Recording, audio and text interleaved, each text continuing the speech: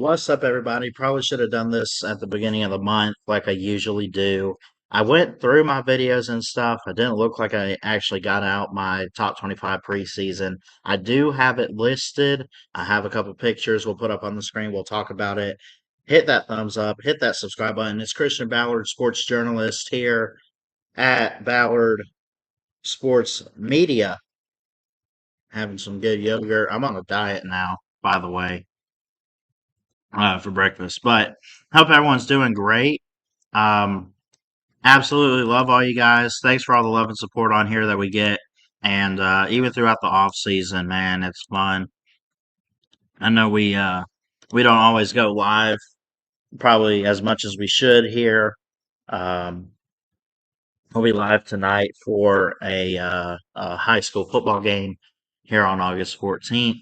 But this officially the top 25 college football preseason rankings from Christian Ballard of Ballard Sports Media. So I do have basically a picture of my top 25. I'm going to go ahead and just throw it up and we'll talk about it and just go through it. So let's get that up on the screen here and we'll kind of go through it. I guess I need to take some of this stuff off here so we can see it. But basically, I started out with Ohio State and ended up with Virginia Tech.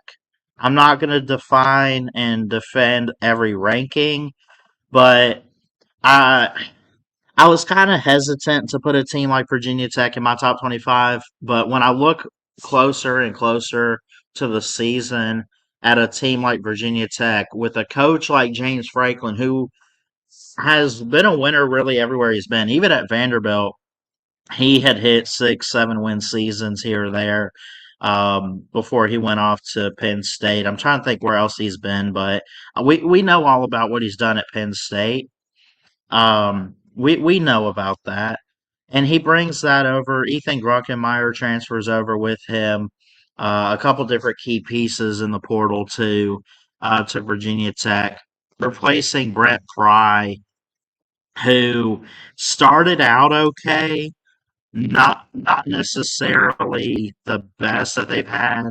Obviously, I think before that they had a better coach, in my opinion, in Justin Fuente. Uh, I could be wrong on that. Maybe y'all could fight me on it, but there's a couple different teams in here. Notably, I did not put. I don't see. I I don't think they'll start out preseason. Well, I guess they already are because of the coaches poll that LSU obviously ranked, but I don't know what it was. I didn't think much about them when it came to making these rankings. But if you look at our top eight on the screen, you got Ohio State, you got Oregon, you got Texas. I think those might be the three best teams going into the season, and you can put them in any order. Part of me wanted to put Texas number one, but I think Ohio State is the most talked about and the most with like potential wise and everything. Oregon's up there too with Dante Moore coming back, obviously.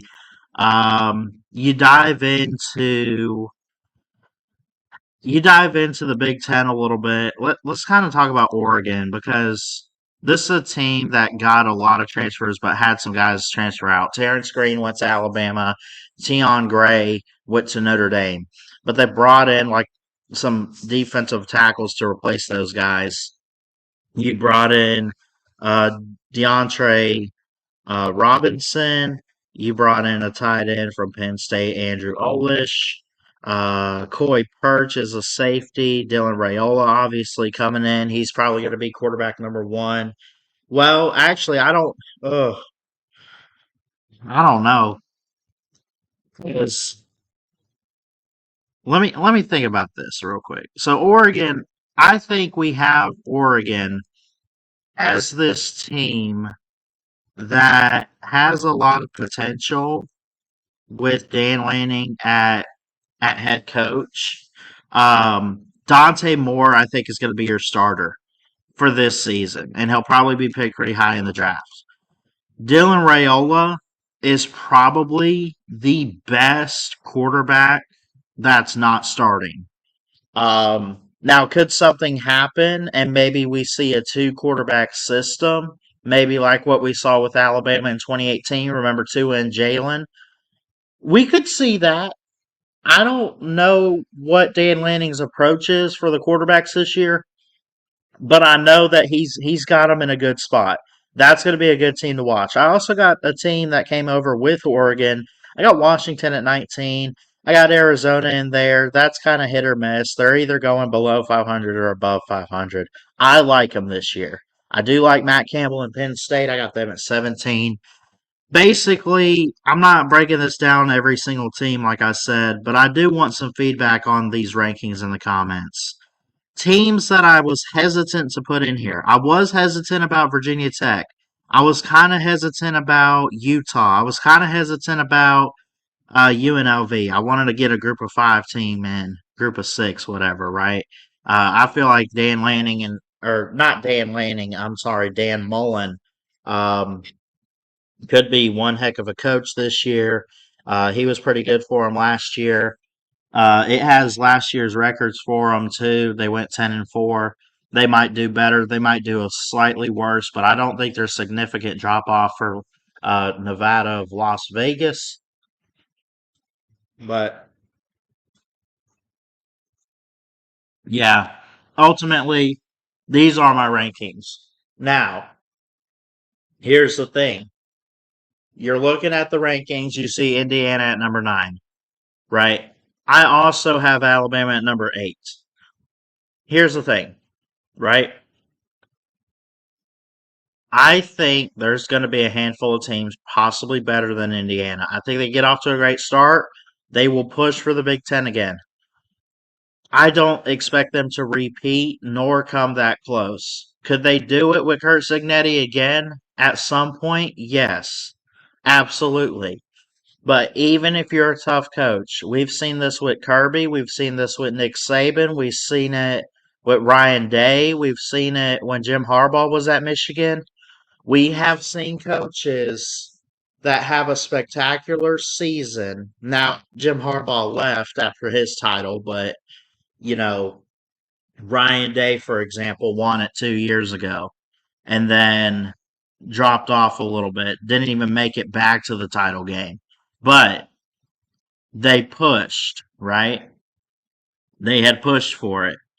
They did make the playoffs. I think they fell short in the quarterfinal, if I'm not mistaken. I'd have to look back at the bracket, but overall, I feel like I got the right teams in here. I'm not overly confident that this is the right list in terms of the order, but I mean, can we agree? Like, I got Duke and Virginia in there. Those were the teams that matched up for the ACC title. Overall, I feel comfortable with the teams that are in my preseason top 25 before we kick off. I'm not going to do this every single week. I might do something halfway through the season.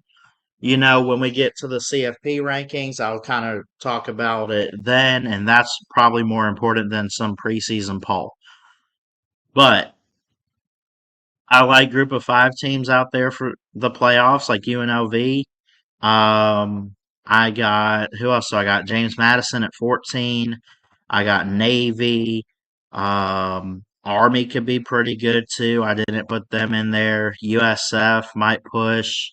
We'll see. I gotta check on them a little bit without Alex Golish coming in this year. So he's obviously at Auburn. Auburn's an interesting team too. Uh, Alex Golish, Byron Brown, all these guys transfer over. Guys transfer out like Cam Coleman to Texas. That is a really good wide receiver that could have upside and potential for the Longhorns. But overall, like, by the way, I didn't put Auburn in here. I hope y'all know that's not biased as a Bama fan. I just think, I mean, can we agree on some of the teams I didn't put in here, like in Auburn, like I didn't put Georgia Tech in. I love Georgia Tech. I got Rec Talk and Sea Dog. I love dearly. Great guys in the community. I didn't even put them in there. Um, but overall, I feel pretty comfortable with these rankings. It's just prediction. It's just preseason stuff. We see this all the time, and ultimately it fails 9 times out of 10. Top 10, somewhat right and accurate from everybody all the time. But there's always that one or two teams that just crap the bed big time and miss out. So, but y'all let me know overall who you would have in your top 10, top 25. Who am I missing? Who am I overlooking? Who am I just giving too much credit to in these rankings, please? Let me know in the comments. I love y'all. Have an awesome weekend. And don't forget tonight, we'll be live for some high school football with Plant City High School. Here in the state of Florida for my game of the week, calling high school football games on behalf of WKUL and Coleman. So, love you guys. Jesus loves you. God bless. And we'll see you next time here at BSM.